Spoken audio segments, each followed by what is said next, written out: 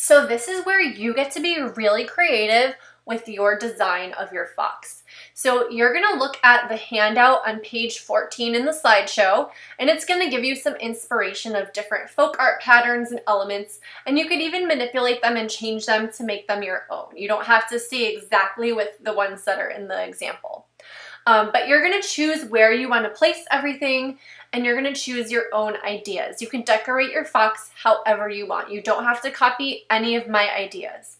So that being said, as you go, you're gonna wanna make sure it's well balanced. You don't wanna have a billion things up front or too many things in the head or too many things in the tail. You want everything to be spaced out nicely, and you wanna have a little bit of negative space in there or space around your objects so that the emphasis is on the entire fox, not just on the designs.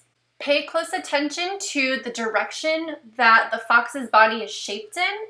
So the direction of the tail and things like that, you might want to curve your patterns a little bit a certain way, but that's totally up to you.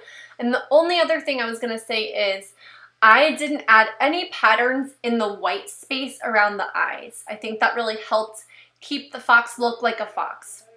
So that's my only other thing to add. Otherwise, you guys have total creative freedom with your designs. Once you finish adding your designs and you're happy with the way they look, go over it with your black Sharpie. And then once everything is outlined, then you can erase your pencil marks so you have a nice clean outline.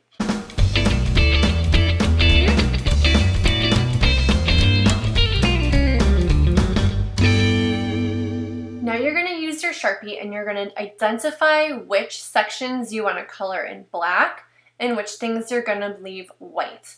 The only part that you're going to color in is going to be the background of the fox, like the fox's fur. So any of the designs will be either black or left white with a black outline.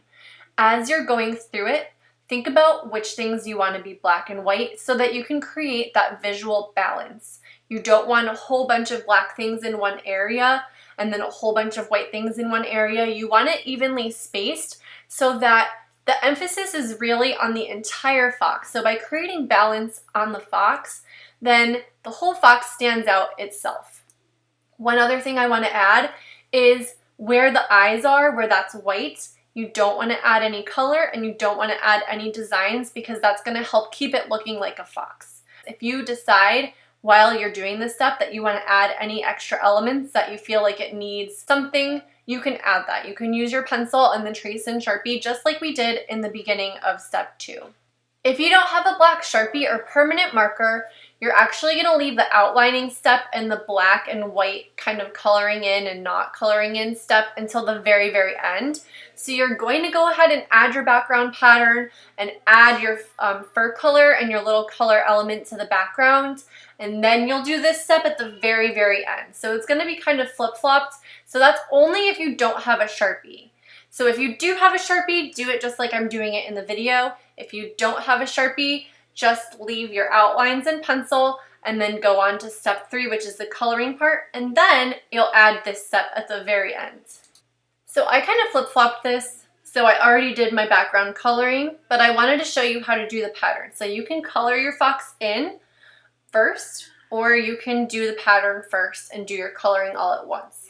So here I'm just trying to evenly space out my circles, which are kind of spread apart because I'm going to be adding big flowers around the circle. So those are the centers of my circle. And then I'm going to add my flower shape. Then I'm going to outline everything in Sharpie. And then I'm going to add a little bit of color to each of my flowers. You can do any background pattern that you like. Just remember, you want to keep the emphasis on the fox, so you don't want it to be overwhelmed with tons of pattern. You want to have a nice balance between negative space and positive space.